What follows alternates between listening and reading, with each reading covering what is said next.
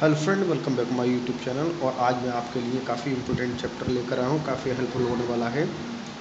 तो देखिएगा, आज हम अलंकार का चैप्टर लेकर आए हैं और देखिएगा ये हिंदी ग्रामर के लिए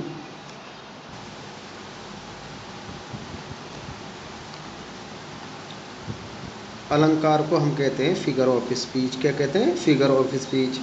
अब देखिएगा, ये हाई स्कूल और इंटरमीडिएट की क्लास के लिए ग्रामर में जो आपके अलंकार आते हैं, जिसको हम इंग्लिश में फिगर ऑफ स्पीच कहते हैं, ये काफ़ी इम्पोर्टेंट चैप्टर है। और इससे आप 4 अंक प्राप्त कर सकते हैं। कितने अंक? 4 अंक प्राप्त कर सकते हैं। हाई स्कूल में भी 4 अंक के आते हैं और इंटरमीडिएट में भी आपके 4 अंक के अलंकार आते हैं। कितने अंक के आते हैं? 4 अंक के। ठीक है, कितने अंक के आते हैं? 4 अंक के अलंकार आते हैं। तो सबसे पहले हमें जानना है कि डेफिनेशन क्या होती है, अलंकार क्यों आता है काव्य काव्य सौंदर्य में। ठीक है, अलंकार क्यों आता है? तो डेफिनेशन का मतलब होता है हमारा परिभाषा, काव्य में शोभा वृद्धि करने वाले साधनों को अलंकार कहते हैं। देखिएगा, काव्य में जितने भी दोहे आते हैं, उनकी सुंदरता बढ़ाने के लिए जो अलंकार प्रयोग किए जाते हैं, उन्हें क्या कहते हैं? अलंकार कहते हैं। ठीक है, काव्य में शोभा वृद्धि करने वाले साधनों को क्या कहते हैं? अलंकार कहते हैं। अलंकार शब्द 2 शब्दों से मिलकर बना है। अगर कोई आपसे पूछता है कि भाई अलंकार शब्द जो मिलकर बना है, कितने शब्दों से मिलकर बना है? 2 शब्दों से मिलकर बना है। अलंकार प्लस कार। अलंकार मतलब होता है शोभा बढ़ाने वाला। अलंक का मतलब क्या होता है? शोभा बढ़ाने वाला। कार का मतलब, कार का अर्थ होता है करने वाला। कार का अर्थ क्या है? करने वाला। इस प्रकार आभूषण से शरीर की शोभा में 4 चांद लग जाते हैं। उसी प्रकार अलंकार के प्रयोग से देखिएगा, जब किसी को आभूषण पहना दिया जाता है, उसको उसकी सुंदरता बढ़ जाती है। उसी प्रकार काव्य में सौंदर्य बढ़ जाता है। अलंकार के प्रयोग से शब्द और अर्थ में चमत्कार उत्पन्न हो जाता है, शाइनिंग आ जाती है। क्या आ जाती है? शाइनिंग आ जाती है। अलंकार के भेद। अलंकारों के मुख्य रूप से 2 भेद हैं। कितने भेद हैं अलंकार के? अगर आपके परीक्षा में कहीं पर भी आ जाता है, ऑप्शन आता है हाई स्कूल में भी, इंटर में, अलंकार के कितने भेद होते हैं? अलंकार के 2 भेद होते हैं। शब्द अलंकार, जो अलंकार विशिष्ट शब्द प्रयोग द्वारा किसी कथन में सौंदर्य, चमत्कार, प्रभाव उत्पन्न करते हैं, शब्द अलंकार कहलाते हैं। तो अर्थ अलंकार, जो अलंकार विशिष्ट अर्थ, सौंदर्य द्वारा कथन को प्रभावशाली, चमत्कार पूर्ण तथा मार्मिक बनाते हैं, अर्थ अलंकार कहलाते हैं।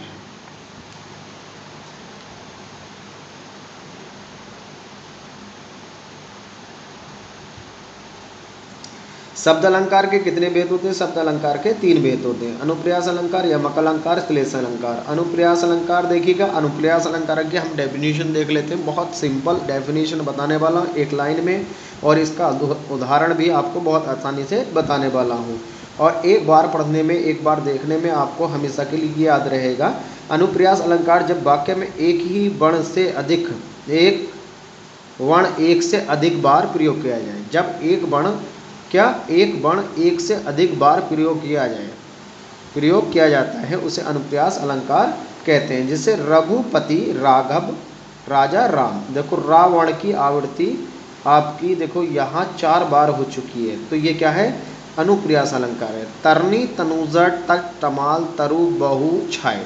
तो ता वर्ण की आवृत्ति आपकी 4 बार हुई है। कितनी बार हुई है? 4-5 बार हुई है। तो यहाँ पर कौन सा अलंकार है?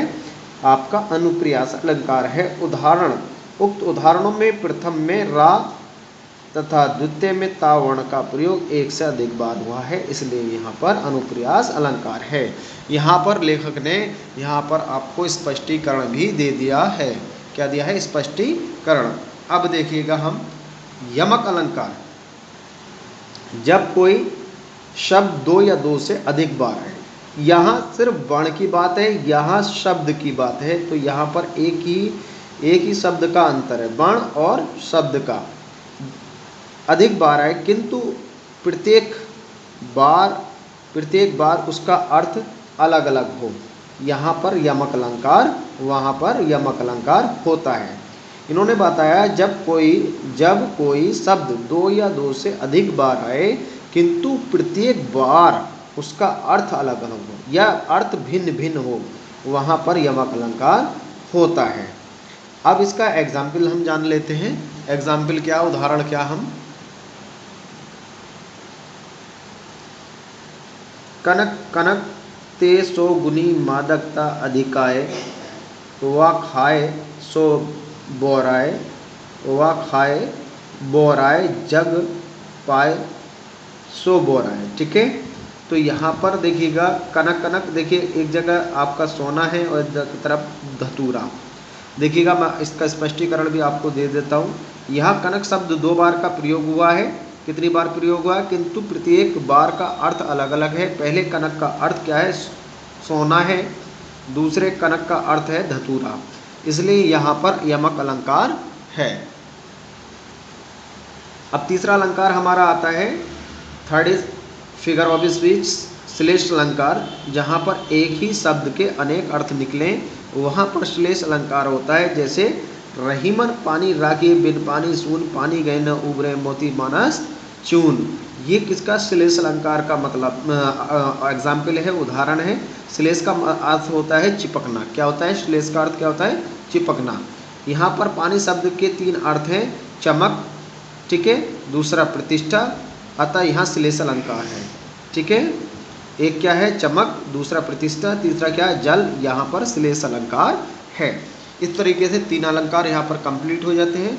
अब हमारा देखिएगा खंड खा में तीन अलंकार और हैं, वो भी मैं आज पढ़ा करके इसको चैप्टर को समाप्त कर देता हूँ। इससे आपको 4 नंबर मिल जाएंगे। अर्थ अलंकार के कुछ प्रमुख भेद हैं निम्नलिखित। देखिए अभी तक तो हमने पढ़ा शब्द अलंकार, अब पढ़ेंगे अर्थ अलंकार। अर्थ अलंकार के कुछ भेद हैं निम्नलिखित। उपमा अलंकार, सिमिली, इंग्लिश में हम इसको सिमिली बोलते हैं, जहाँ पर एक वस्तु की तुलना दूसरी वस्तु से की जाए। सीधा सीधा है, जहाँ पर एक वस्तु की तुलना दूसरी वस्तु में की जाए वहाँ पर उपमा अलंकार होता है। उदाहरण के लिए मुख मयंक सम मनुज मनोहर, यहाँ पर मुख की तुलना चंद्रमा से की गई है, अतः यहाँ पर उपमा अलंकार है। ये इसका स्पष्टीकरण है।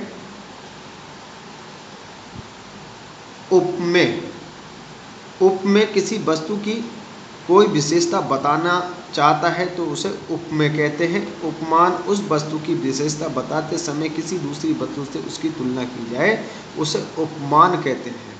क्या कहते हैं, उपमान कहते हैं। रूपक अलंकार मेटाफर, जब आप इंटरमीडिएट में जाएंगे, आप पढ़ेंगे इंग्लिश ग्रामर को, तो ये चीज़ आपको इंग्लिश में भी पढ़ने के लिए मिलेगी। तो रूपक अलंकार जहाँ उपमेय में उपमान का कोई भेद ना रह जाए, यानी कि कोई डाउटफुल संदेह ना रहे, दोनों मिलकर एक ही प्रतीत होते हों, रूपक अलंकार होता है। जैसे चरण कमल बंदो हरिराई। चरण कमल बंदो हरिराई का मतलब है हरि के चरण कैसे हैं, कमल की तरह हैं, कोई भेद आरोप नहीं है। यहाँ पर चरणों में कमल का कोई आरोप किया गया है, अतः यहाँ पर रूपक अलंकार है। उत्प्रेक्षा अलंकार, जहाँ पर उपमेय में उपमान की संभावना बताई जाए। उत्प्रेक्षा अलंकार, जहाँ पर उपमेय में उपमान की संभावना बताई जाए वहाँ उत्प्रेक्षा अलंकार होता है। रही मुख मनहु मयंक, ये रही मुख मनहु मयंक, यहाँ मुख से चंद्रमा की संभावना प्रकट की गई है, अतः यहाँ उत्प्रेक्षा अलंकार है। इस तरीके से देखिएगा, मैंने आपको अलंकार के बारे में बताया।